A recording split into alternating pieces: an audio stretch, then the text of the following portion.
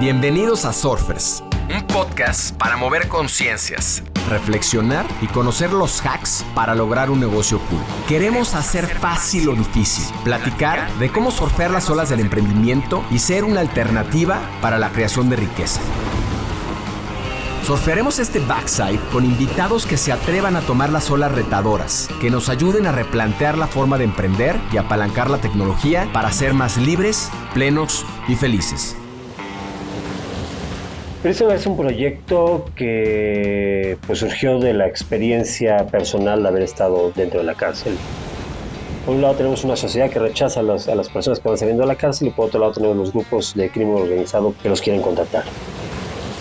Prison Art surgió con la idea de confrontar esta situación, de confrontar a los grupos de crimen organizado para que no contraten a estos jóvenes que van saliendo de la cárcel.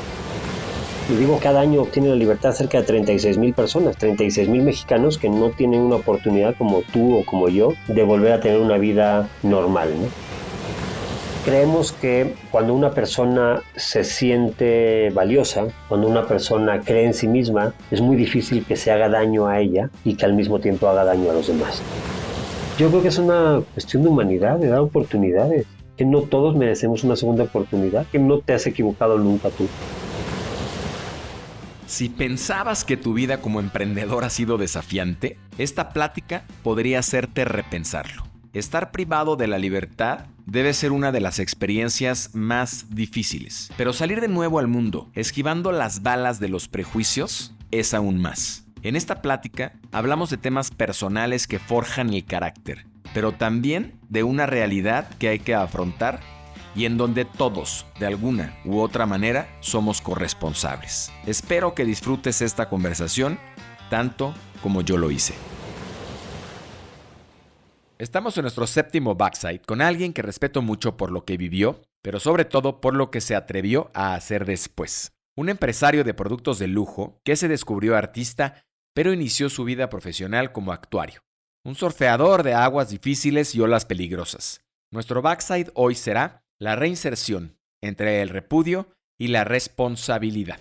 En esta ocasión nos acompaña Jorge Cueto, actuario, creativo y empresario. Se desarrolló en el sector financiero, bancos, casas de bolsa y en una empresa de intercambio internacional. Una vez terminada su relación laboral, emprende y se convierte en empresario restaurantero y fabricante de pintura. Hasta que un día es privado de su libertad en el penal de Puente Grande durante 11 meses. Es liberado de todo cargo y decide reorganizar su vida y volver a emprender, pero sin olvidar el gran dolor que sucede todos los días en las cárceles mexicanas. Hoy emplea a más de 200 presidiarios y expresidiarios a través de Prison Art. Bienvenida a Surfers, mi querido Jorge. Hola Roger, muchísimas gracias por la invitación de poder platicar con ustedes. Contrario, muchas gracias a ti. Escuchando a Saskia Niño de Rivera en alguna entrevista, decía que todos somos culpables del clima de violencia ocasionado por la pobreza, el rechazo y la falta de empatía, y que si no todos nos ponemos a resolver lo que nos toca, la violencia normalizada seguirá rigiendo. Pero también tenemos un sistema judicial roto que detona casos como el tuyo. Jorge, ¿qué es la justicia para ti? Bueno, es una buena palabra, ¿no? Yo creo que justicia para mí finalmente es una regla de valores, es una suma de valores que de alguna forma dan estructura a la sociedad, ¿no? Aquí yo difiero un poquito de Saskia en la parte de que dice que todos somos culpables de la violencia o de la delincuencia que hay hoy en día en el país. Yo no creo que todos seamos culpables de eso, pero sin embargo comulgo perfectamente con ella en la parte de que todos somos responsables de tratar de solucionarla, ¿no? O sea, la justicia pues es una cosa muy ambivalente, ¿no? O sea, tiene dos puntos de vista para mí. Por un lado, la justicia pues significa igualdad, necesita responsabilidad, necesita equidad, etcétera, ¿no? Entonces, por un lado tenemos, en un caso de, digamos, de un crimen, pues tenemos a la víctima que tiene todo el derecho a exigir justicia y que se castigue a la persona que lo cometió, ¿no? Pero por otro lado tenemos a la persona que cometió el crimen y que también tenemos que evaluar qué pasó, cómo llegó a esa situación de tener que cometer el crimen para vivir, o se supone que fue un robo, ¿no? Para vivir, o para mantenerse, o para comprar drogas. O sea, ¿qué ha pasado? ¿Cómo no ha tenido esa igualdad, esa equidad? ¿Cómo no la obtuvo? ¿Cómo el gobierno falló? ¿Cómo la sociedad falló para que esa persona se viera obligada ahí, ¿no? Entonces yo creo que la justicia siempre tiene dos caras, ¿no? La cara de la víctima y la cara del victimario. Y no por eso quiero justificar digamos que alguien que está cometiendo un crimen tiene derecho a cometerlo o tiene una igualdad de condiciones, ¿no? Porque al final del día hay un afectado, ¿no? Pero sí es una cuestión que es importante evaluarla para determinar cómo la justicia está trabajando en estos dos sectores, ¿no? Tanto el que recibe el crimen como el que lo comete. Creo que es tan importante uno como el otro, porque si no solucionamos la causa de la criminalidad, jamás vamos a poder reducir la violencia. ¿Cuál fue el momento más difícil cuando te privaron de la libertad y cuál cuando sales de la cárcel? Yo creo que el momento más difícil para mí fue el momento de la detención, del momento que me detienen al momento que me llevan o que ya me ingresan dentro del penal, ¿no? ¿Por qué fue esto? Porque yo creo que fue un proceso lleno de irregularidades, un proceso lleno de violencia, de tortura. Es un proceso que se inició cuando salgo de mi oficina, se para un coche particular, se bajan dos tipos y a golpes me suben al coche y cuando estoy en el coche me doy cuenta de que mi contraparte y su abogado están en los asientos delanteros del coche. ¿Se imagina? O sea, no era un coche oficial, no era esto una detención, sino era básicamente un secuestro en el cual me llevan al búnker y una cuadra antes me entregan a unos policías judiciales, los cuales me presentan al Ministerio Público argumentando que me habían detenido en o sea, mintiendo, digamos, en el proceso de detención, diciendo que ellos me habían detenido en otra dirección y que estaban procediendo a detener.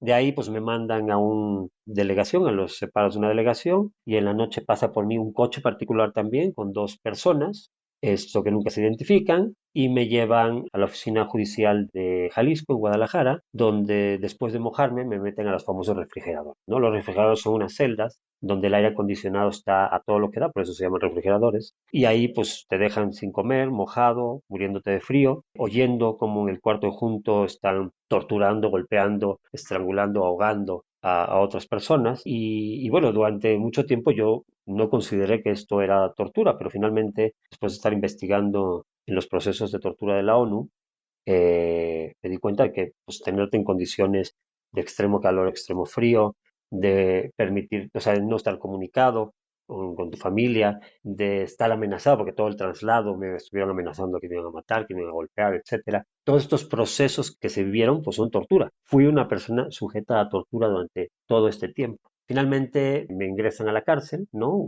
2 días después, y bueno, ya pude comunicarme con mi familia y avisarles dónde estaba, porque hasta ese momento, pues no estaba. Este periodo de tiempo, este proceso fue sumamente, muy estresante, muy violento, porque te digo, sobre todo por la inseguridad que estabas viviendo, porque no podías conocer el proceso, por la impunidad, pues todo, o sea, no estabas siendo ni respetado como persona, ni nada, ¿no? O sea, creo que fue el proceso más difícil de mi detención.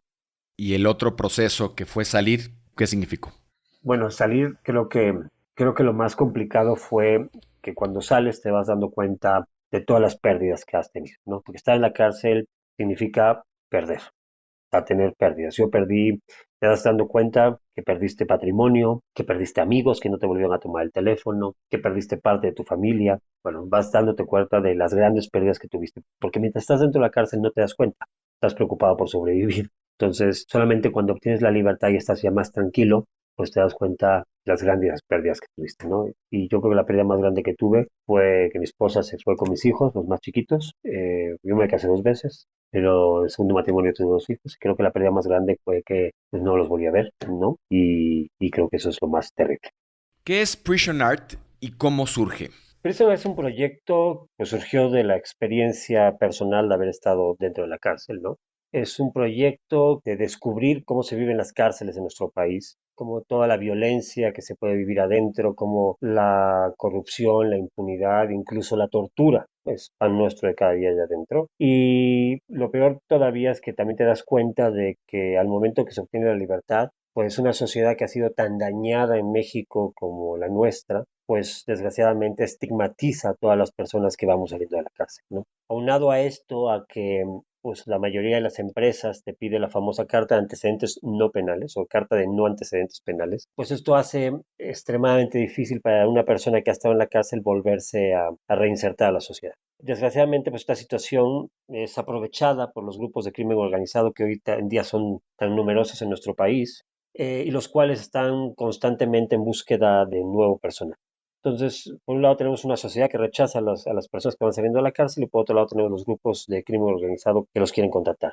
Entonces, Prison Art surgió con la idea de confrontar esta situación, de confrontar a los grupos de crimen organizado para que no contraten a estos jóvenes que van saliendo de la cárcel. Y digo jóvenes porque la mayoría tiene entre 19 y 29 años, casi más del 70% de las 230.000 personas que están en la cárcel tienen esta edad. Pues es muy complicado porque al final del día cada año obtienen la libertad cerca de 36.000 personas, 36.000 mexicanos que no tienen una oportunidad como tú o como yo de volver a tener una vida normal, ¿no? Y pues bueno, al ser contratados por los grupos de crimen organizado, pues ya sabes la espiral de violencia que vive el país y los más de 40.000 muertos o asesinatos que tenemos al año y que crecen de forma exponencial, al parecer sin control alguno.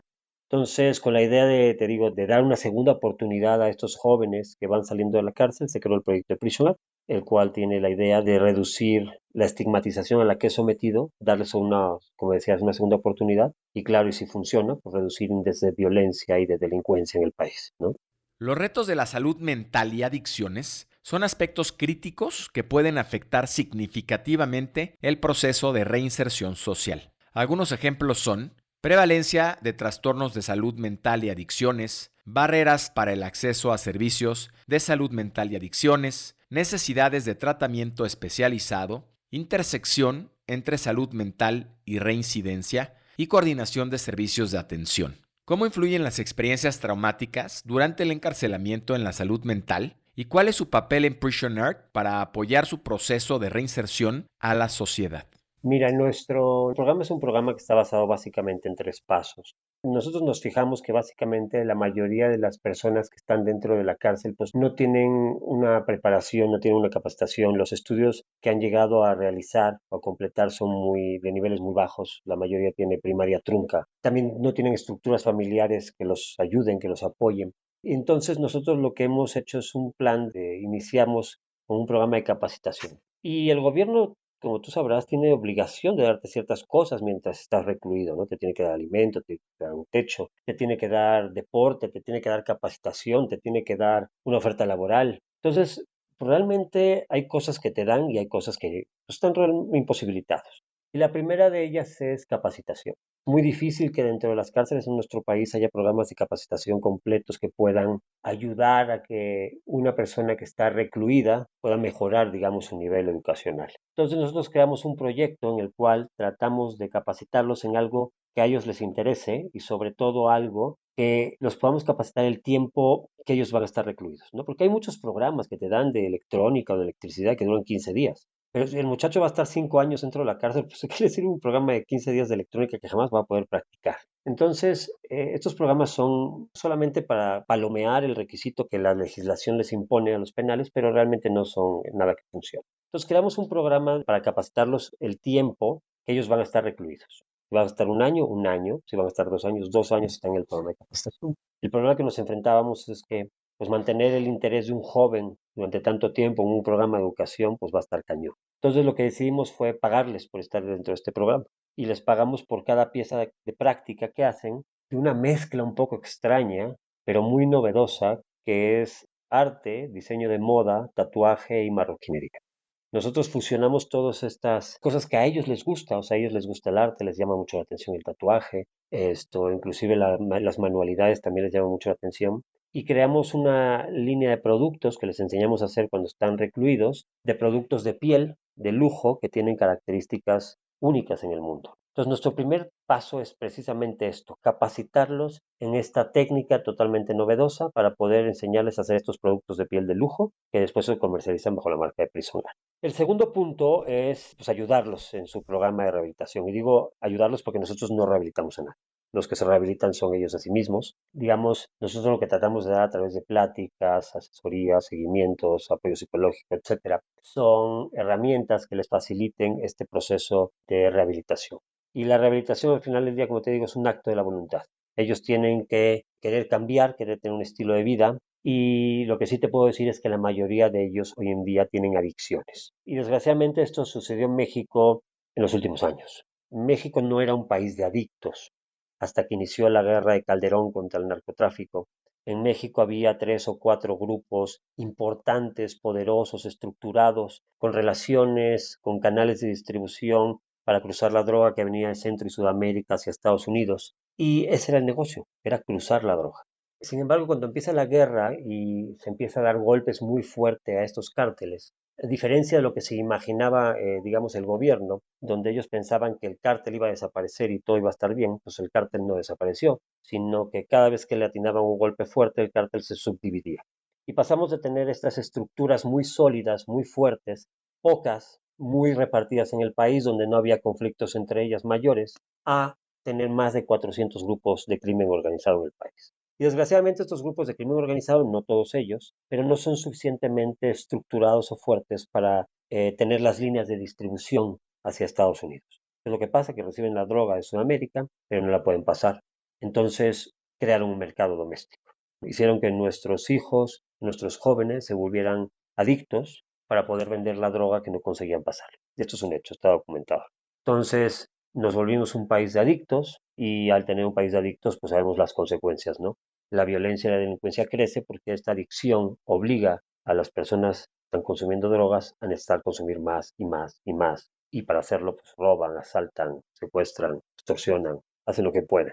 Entonces, la mayoría de la gente que hoy en día está en la cárcel sí tiene un grado de adicción, pues tienen que solucionarlo, tienen que rehabilitarse de ese grado para que realmente se puedan reinsertar a la sociedad, ¿no? El tercer punto en nuestro esquema, como te decía, el primero fue capacitarlos, el segundo ayudarlos en su rehabilitación y lo tercero, que creo que es el eje más importante en nuestro modelo de intervención, es la oferta laboral. Nosotros lo que hacemos es basamos todo el programa en que ellos tengan una forma de ganar un ingreso decente, un ingreso justo, ¿no?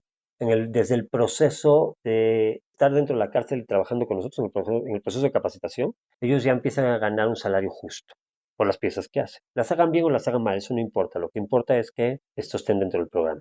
Y cuando obtienen la libertad, ellos tienen una oferta laboral de trabajo con nosotros, siempre y cuando hayan cumplido las reglas, hayan mantenido en abstinencia, etcétera, para trabajar con nosotros en nuestra empresa y continuar recibiendo un salario justo, ya con las condiciones laborales que uno tiene afuera, ¿no? Como cualquier empleado. Esto nos permite que la reinserción sea más asistida, o sea, estemos más al pendiente de ellos y el porcentaje de éxito sea muchísimo más alto. Digamos, esos son los tres pasos que nosotros hemos logrado desarrollar y sobre el cual basamos básicamente todo este movimiento, este modelo. Creo que lo más importante que tratamos de desarrollar en los muchachos es el crecimiento de la autoestima.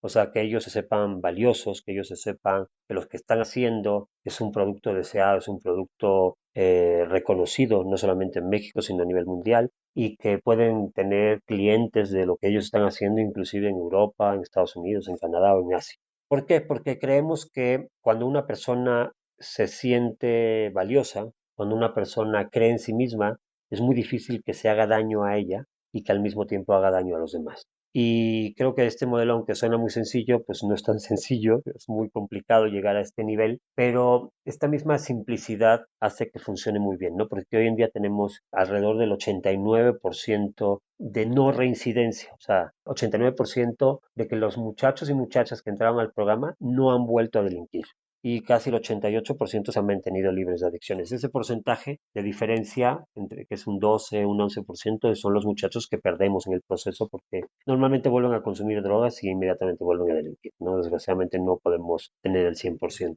pero creemos que un 89, 88% es un gran porcentaje de éxito. Jorge, entrando a este tema que acabas de decir, según el estudio de reinserción social en México, experiencias y propuestas de la Secretaría de Gobernación del 2018, se examinó la situación de la reinserción social y destacó que el porcentaje de reincidencia oscilaba entre el 40 y el 60%. En México, el proceso de reinserción de los exconvictos implica una serie de etapas y medidas destinadas a facilitar la reintegración exitosa en la sociedad. Entre ellas está la evaluación y planificación, programas de rehabilitación, preliberación y preparación, apoyo durante la transición y apoyo comunitario. ¿Cuáles consideras que son los desafíos más importantes que enfrentan los exconvictos al intentar reintegrarse en la sociedad después de cumplir su condena? Bueno, son un montón, ¿no? O sea, cuando sales de la cárcel, enfrentas un montón de problemáticas. Bueno, la primera, por ejemplo, es cuando sales firmando, no tienes ni siquiera una identidad. No tienes una identificación tuya que permita demostrar que tú eres Jorge Cueto y que tú quieres buscar un trabajo y puedes ostentarte como la persona que eres. O sea, ni siquiera puedes tener una identificación tuya hasta que tu juez determine que la puedes sacar. Entonces imagínate, sales de la cárcel y ni siquiera puedes demostrar que eres tú.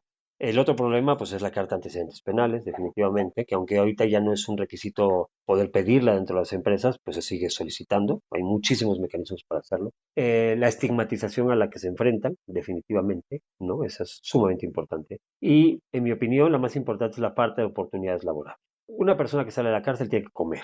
Y si tiene hijos, tiene que mantenerlo. Y si nosotros no les damos la oportunidad de encontrar un trabajo digno que permita mantenerse a ellos y a sus familias, lo primero que va a hacer es volver, si tenemos suerte, a delinquir en lo mismo que lo llevó a la cárcel. Desgraciadamente no es así porque pues nosotros como somos animales sociables al entrar en la cárcel pues lo que haces es hacer amistades. Nuestras cárceles no están sectorizadas, que quiere decir que todos los delitos están en la misma celda juntos. O sea, puedes estar en la celda por robarte un celular, por asaltar un Oxxo o por haber sido un narcotraficante, un secuestrador, un extorsionador.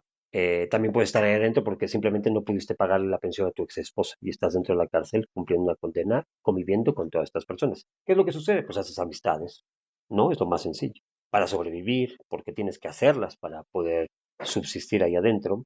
Y esas amistades normalmente lo que pasa es que traspasan los muros de la cárcel y cuando salen son rechazados, no consiguen cómo obtener un trabajo que les permite mantenerse, pues les hablan a las personas que conocieron adentro y les piden chamba. ¿Y qué pasó? Pues que empezaron a trabajar en un cártel, que se volvieron sicarios y pues la espiral de violencia continúa creciendo y creciendo en nuestro país, ¿no? Entonces, sí, definitivamente es una situación muy complicada que tenemos que romper de alguna forma. Ahora mencionabas este punto que creo que es de los medulares de esta conversación, que es la oferta laboral. ¿Cómo competir en un contexto laboral para dar empleo a alguien que posiblemente pueda ganar mucho más dinero regresando a actividades ilícitas? Es que eso, en mi opinión, es un cierto mito. Tenemos la idea de que, por ejemplo, vamos hablando del narcotráfico, de que toda gente en el narcotráfico gana un chorro de lana. Pues no es cierto, no ganan tanto. O sea, no ganan nada que no pudieran ganar afuera si trabajaran en una empresa que les pagara un salario justo. No creo que realmente la facilidad que tienen los cárteles para captar gente, digámoslo así, sea por una cuestión de ingresos. Tenemos análisis inclusive de cuánto pueden ganar un sicario o una persona que, vamos a decirlo así, una persona que trabaja para un cártel en diferentes cárteles, en diferentes niveles, y los salarios no son tan altos. No te creas que son así que todos viven en mansiones, o sea, vive en mansión el que manda, pero los demás pues, son gente normal que ganan salarios bajos. ¿Cómo captan entonces los cárteles a estas personas, no? Y en nuestro análisis nos dimos cuenta de que la mayoría de ellos, estos jóvenes que van saliendo de la cárcel, o estos jóvenes en general, no solamente los que están en la cárcel, sino los que captan directamente de la sociedad, son jóvenes que por su situación difícil de pobreza, etcétera, pues no tienen un sentido de pertenencia a nada. Ellos no pertenecieron a una escuela, no pertenecieron a un equipo de fútbol, no pertenecieron a un club, no pertenecieron a una familia, a una estructura familiar fuerte, y simplemente no pertenecen. Entonces, los cárteles utilizan este interés porque ellos tienen de pertenecer a algo. Y ellos lo comentan, ¿no? Cuando empiezan a trabajar para el cártel están muy orgullosos. Dicen, es que yo pertenezco a la empresa, porque así lo llaman, ¿no? A la empresa. O yo pertenezco al cártel, o yo pertenezco a la gente. O sea, están cubriendo esa necesidad de pertenecer a algo, de ser reconocidos con la única oportunidad que tienen, que es realmente pues, el cártel, ¿no? Entonces, nosotros hemos utilizado esa misma técnica para captar a los muchachos dentro del Prisoner. Independientemente de que nos trabajamos en base a un salario justo y que es interesante trabajar con nosotros, pero también tienen ese sentido de pertenencia a Prisoner. Tienen ese sentido de pertenencia a la marca. Muchos de los maestros inclusive ya son ahorita, digamos, también accionistas de la empresa, ¿no? Más maestros son los que, muchachos que han salido de la cárcel, que tienen cierta destreza y nos ayudan a enseñar a otros muchachos, ¿no? Se vuelven accionistas de nosotros. Pero se sienten, te digo, muy valiosos por el hecho de pertenecer a la empresa buena, ¿no? Utilizamos la misma técnica que los cárteles, pero ahora que se sientan orgullosos de pertenecer a Prison A, que se sientan orgullosos de que su trabajo, conjuntamente con todos los demás, está teniendo un valor y que realmente eso les dé un reconocimiento a ellos, ¿no? Entonces, no es una cuestión 100% de dinero. Obviamente, pues hay muchas veces que no tienen otra oportunidad, ¿no? Desgraciadamente la movilidad social en este país está, para los jóvenes, está totalmente parada. Entonces, trabajar en los crímenes organizados, pues da más que trabajar a lo mejor no sé, en el campo o cosas por el estilo. Pero no te creas que los sueldos tampoco son tan altos. Eso hay un poquito de mito al respecto, ¿no? O sea, sí tienen ingresos muy altos los que mandan, pero de ahí para abajo, pues no, no está. Oye, que ahora que lo dices de esta manera tan sencilla, pues no está muy lejano a la realidad que tenemos los empresarios, voy a decir, con la generación, por ejemplo, X o con los millennials, ¿no? Que finalmente lo que buscan es pertenencia y un valor percibido distinto al sueldo, ¿no? Quieren sentir que son valiosos, quieren sentir que tienen un vínculo de alguna manera afectivo inclusive con la organización en términos del propósito. Entonces no es muy diferente. Realmente al final creo que todos los seres humanos estamos buscando ese sentido de pertenencia, esa capacidad de sentirnos queridos y valiosos. Estoy totalmente de acuerdo, Roger. Es que también hay que entender algo. En mi opinión, o sea, todo el mundo ve muchas veces a las gentes que se dedican al crimen organizado, sobre todo a los cárteles y a todo esto, como si fueran gentes que no tienen, pues, cabeza ni nada. No, al contrario. Yo creo que manejan muy bien sus estructuras, tal cual empresas. O sea, con captación de personal, análisis. O sea, lo manejan como empresas. Veámoslo esto. Son empresas. Solamente que se dedican a un negocio, pues que no es legal. Pero al final del día tienen la estructura muy similar a las grandes compañías de nuestro país, ¿no? Por decirlo de alguna forma. O sea, tienen su contabilidad, su manejo de efectivo, tienen, o sea, todo. O sea, lo hacen exactamente igual. Tienen sus empleados de ciertos niveles, cómo van creciendo dentro de la estructura de la compañía. Es muy similar. Al final del día los queremos ver como diferentes, pero no. O sea, en realidad hoy en día en nuestro país hay más de 2 millones de personas viviendo el crimen organizado. O sea, más del 2% de la población de nuestro país, alrededor del 2% de la población de nuestro país, vive del crimen organizado. O sea, estás hablando de un montón de gente y como dice la misma palabra, es crimen organizado. O sea, están muy bien organizados, ¿no? Oye, en tu experiencia de lo que viviste internado y ya fuera ya como empresario vinculándote con este grupo de personas, ¿qué porcentaje, si habláramos de 100 personas presas, están realmente interesadas en reintegrarse a la sociedad de una vía o por la vía legal? ¿Cuántos llegan a ti y qué parámetros tú consideras para integrarlos en Prison Art? Mira, o sea, lo que te puedo decir es que las gentes que tienen adicciones muy, muy fuertes, es muy difícil que entren con nosotros. O sea, la gente que ya está consumiendo, por ejemplo, cristal, piedra en cantidades importantes, es muy difícil que pueda dejar esa adicción a través de nuestro programa.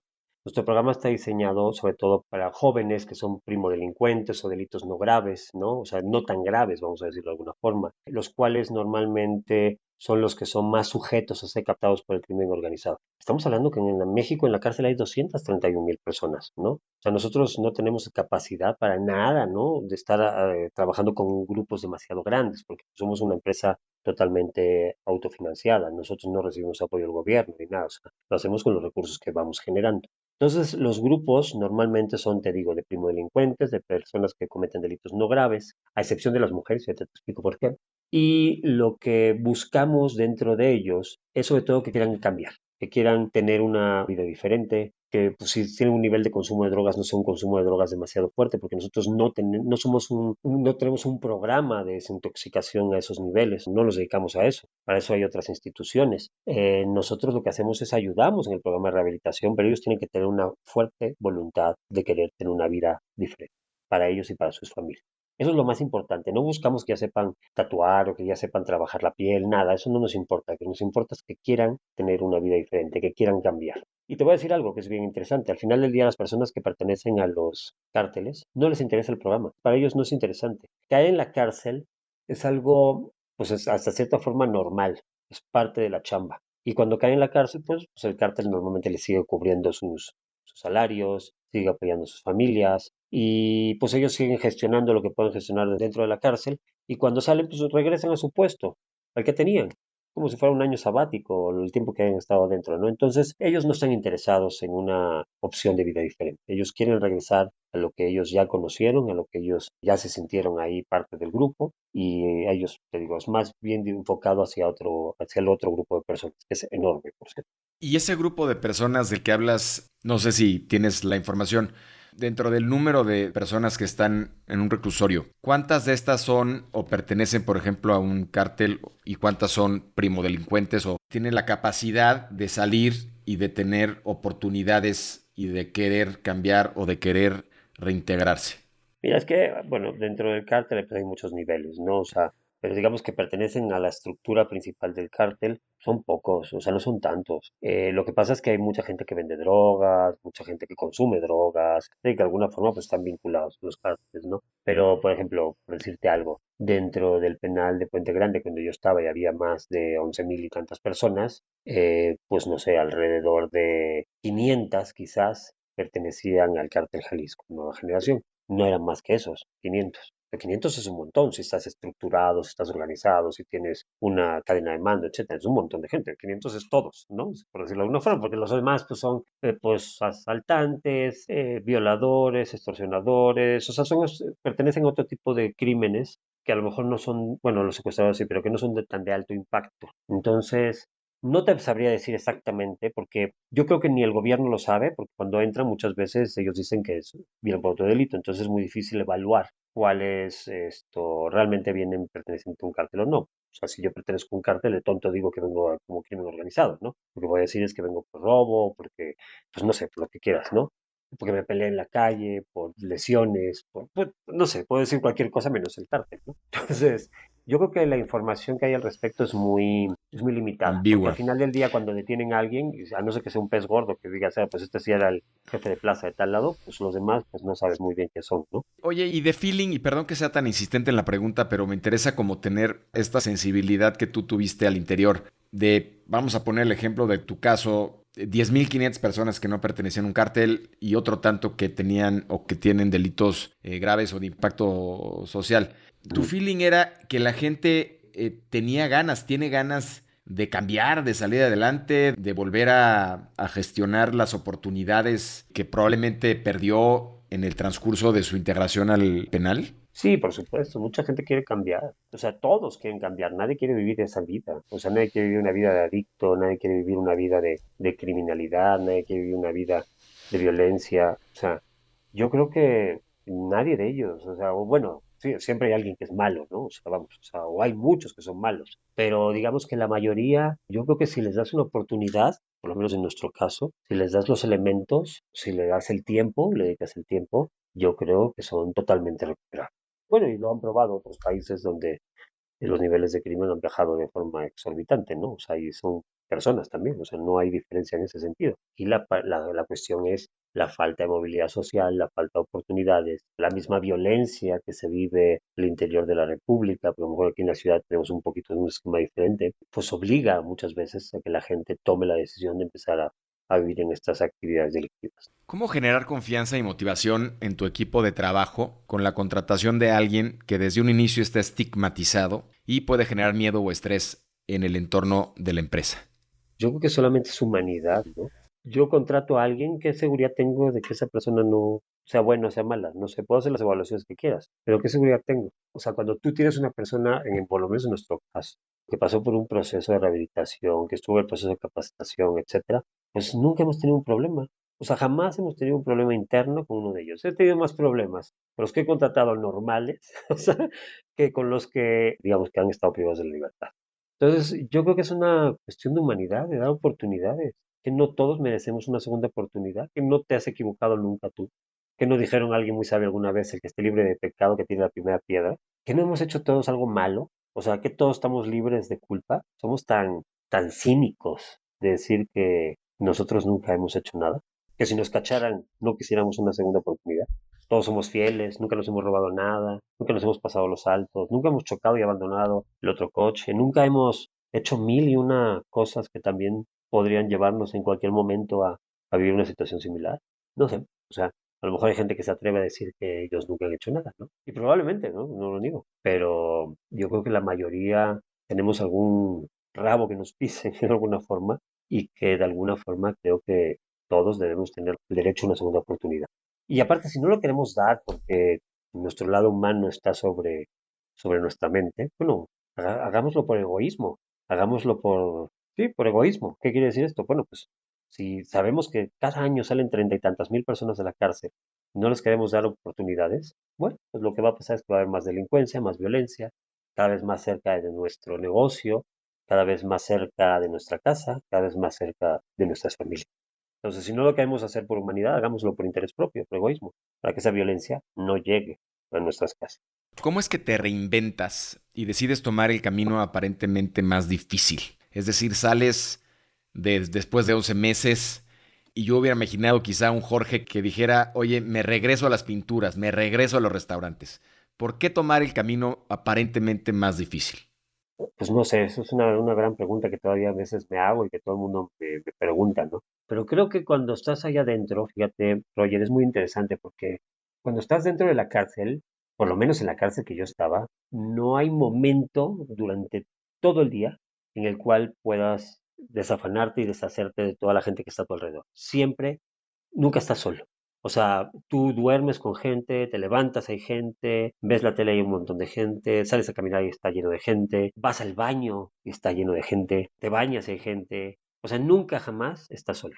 Y sin embargo, estás totalmente solo. O sea, estás totalmente solo. Porque todos los que estamos dentro de la cárcel estamos solos. Cada uno tiene que vivir su proceso solo. Sí estás con gente, pero estás solo al final del día. Los que eran tuyos ya no están, los que eran tus amigos ya no te toman la llamada, la mitad de tu familia te dejó de hablar, tus socios se llevaron tu patrimonio, ¿no? Y te quedas allá adentro encerrado solo, solo. Estás rodeado de gente, pero estás solo.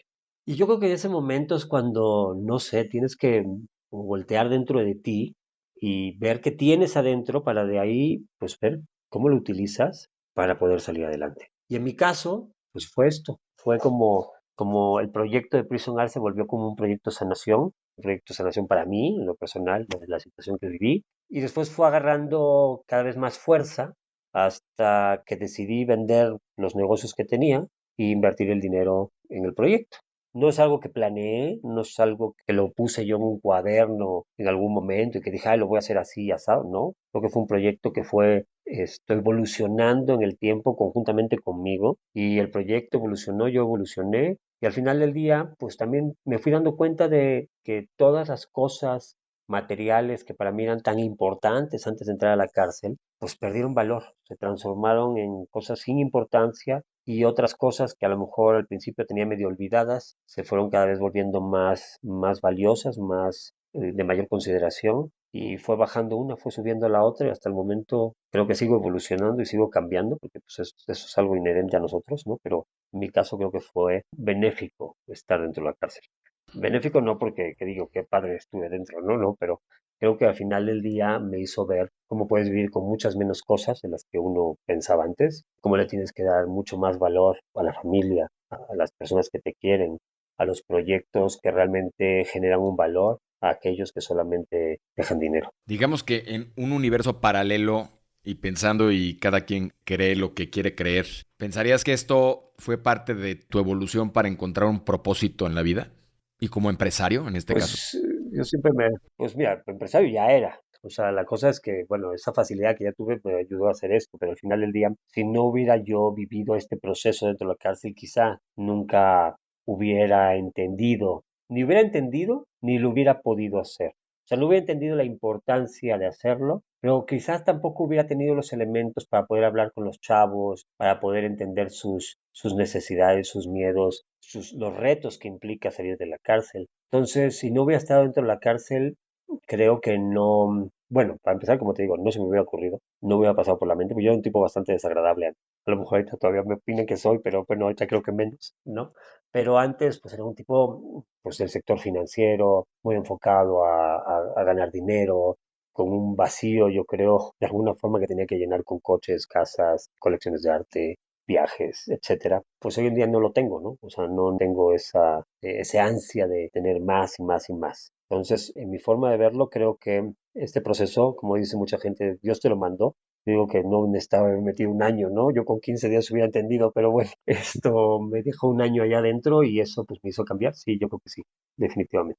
Y que lo que estoy haciendo ahorita lo siento más valioso, lo siento yo al menos. No sé si sea o no sea, pero yo creo que para mí, por lo menos para mí, que creo que es lo más importante, creo que es algo más valioso que lo que hacía antes, totalmente. Tú dices en alguna entrevista que el proceso inicia en la cárcel y termina con la oferta laboral. ¿Me puedes contar más sobre esto?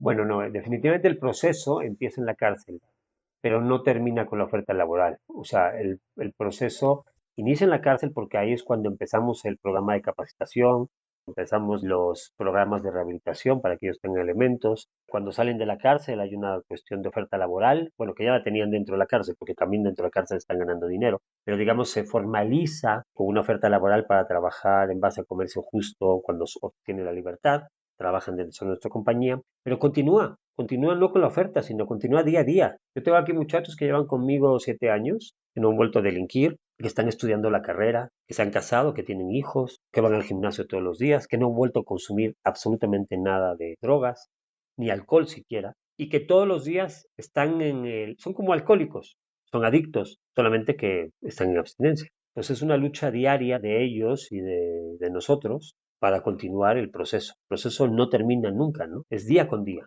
que hacen una pieza nueva, día con día que trabajan, día con día que van al gimnasio, día con día que son felices con su familia, día con día que no delinquen. Yo creo que el proceso va a durar pues todo el tiempo, hasta que se muera. Jorge, preocupaciones de seguridad, de impacto en la imagen de la empresa, desconocimiento sobre la rehabilitación, son algunos de los temas a considerar en la comunidad empresarial. ¿Cómo podemos, como Ujú. sociedad y como empresarios, contribuir a mejorar las oportunidades laborales en sectores como este u otros segregados que promueven indirectamente que este grupo de personas siga encontrando mejores caminos? Ya habíamos dicho en la ilegalidad, pero pueden ser en otros contextos. Y esta pregunta que ya de alguna manera respondiste con otras, tiene que ver con, desde mi punto de vista, con la no solo la incapacidad o la no voluntad, sino también con la ignorancia del empresario de no entender qué implicaciones tiene el haber sido privado de la libertad y el interés que, como decíamos hace rato, puede tener alguien de simplemente cambiar. Y como decías, tanto ser humano o ser egoísta por un fin muy práctico, ¿no? Pero, ¿cómo podrían los empresarios contribuir? ¿Qué tendrían que hacer para apoyar y para estos 30,000 personas que salen cada año de las cárceles puedan participar de esta oferta laboral? Pues mira, yo creo que sería muy sencillo, ¿no? La primera parte sería simplemente no pidan la carta de antecedentes no penal. Cuando viene una persona a buscar una oportunidad de trabajo con ellos, evalúenla como cualquier otra. Si la evaluación da que la persona es candidata ideal para contratarla, contrátenla.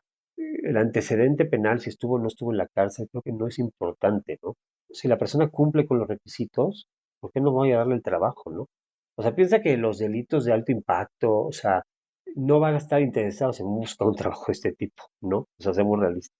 Los que secuestran, los que matan, etcétera, esos no están interesados en esto. Los que van a venir a buscar un trabajo con la idea de recuperar tiempo perdido, de poder mantener a sus familias, etcétera, son personas que cometieron errores, insisto, como los que cometimos cualquiera, y que si no le damos la oportunidad, van a volver a delinquir y nos va a volver a afectar de modo patrimonial y de modo personal.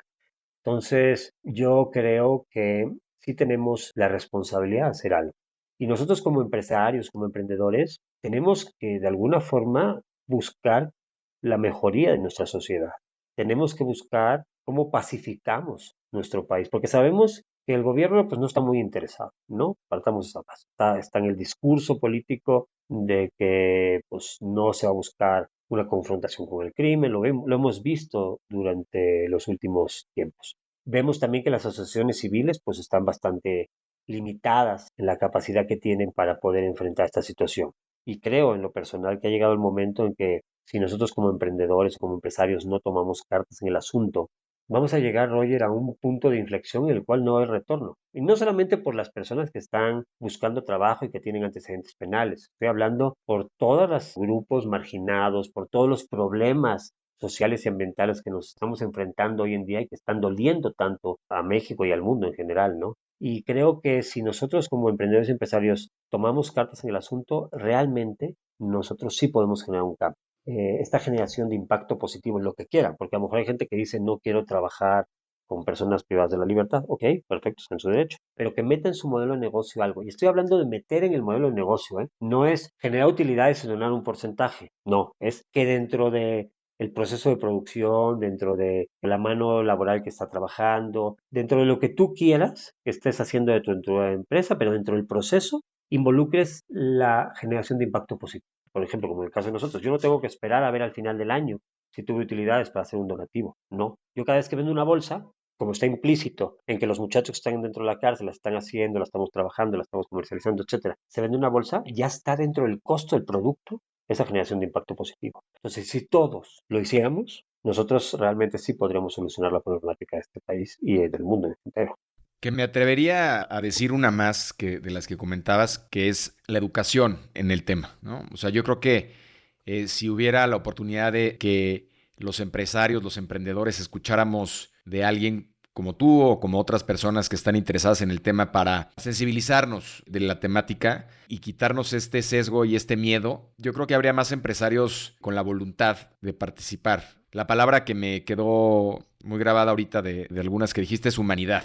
¿No? Yo creo que si sensibilizamos la humanidad que tenemos como empresarios y entendemos y con datos, inclusive con datos duros, lo que implica y lo que significa esto, yo creo que estaríamos muchos dispuestos a participar de este tipo de iniciativas. Mira, y aparte hay una cosa, Roger, que es bien importante. Yo tengo la teoría de que el miedo de contratar a alguien viene en general del desconocimiento. O sea, todo el miedo en general viene de que no entiendes o no conoces la otra parte. Y al tener ese miedo, lo único que generas es estigmatización, es rechazo. Cuando tú conoces a la otra contraparte, cuando eres capaz de hablar con él, de entenderlo, ponerte en tus zapatos, saber lo que hace y cómo lo hace, conocer su estructura familiar, sus problemas, ese desconocimiento disminuye y a su vez el miedo disminuye y por lo tanto la estigmatización disminuye. Yo tengo la teoría básicamente de que el miedo o el desconocimiento hacia una persona nos genera miedo. Yo no conocer a esta persona pues, me genera desconfianza. Y como ser humano esta desconfianza la puedo traducir o la puedo transformar normalmente en estigmatización. O sea, yo no conozco a esta persona, a este grupo de personas, normalmente lo que quiero hacer es no saber nada de ellos, no los quiero que cerca de mí, yo no los quiero cerca de mi familia, no los quiero cerca de mi negocio, pero es básicamente porque no sé nada de ellos. Según tú te vas acercando a esas personas, te das la oportunidad de hablar con ellas, de conocerlos, de ver quiénes son, cómo viven, cómo son sus estructuras familiares, cuáles son sus miedos, cuáles son sus alegrías. Te vas dando cuenta que no son tan diferentes a ti. Vas conociéndolo. Es el proceso de empatía, ¿no? Simplemente te vas poniendo en sus zapatos y eso va disminuyendo ese desconocimiento, disminuyendo ese miedo y obviamente disminuyendo la estigmatización que sientes hacia ellos. Entonces, creo que si nos damos la oportunidad de ver y de darnos la oportunidad de conocerlos, vas a ver que no somos tan diferentes. Vas a ver cómo sus sueños son muy parecidos a los nuestros. Sus preocupaciones son las mismas que las nuestras. Mantener a su familia, que todo el mundo esté bien. Entonces, yo creo que el conocimiento nos hará libres. En este caso, yo creo que el conocimiento nos hará tener la capacidad de no estigmatizar a nadie. Entonces, yo lo que diría es dense la oportunidad de hablar, de conocer, de ponerse en los zapatos de las otras personas para que de esta forma veamos cómo son y automáticamente, yo les aseguro que automáticamente van a perder esa desconfianza y ese miedo.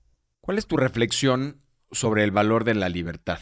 Es algo que tenemos dado por hecho. O sea, no nos preocupamos, somos libres. Somos libres más allá de lo que se imagina.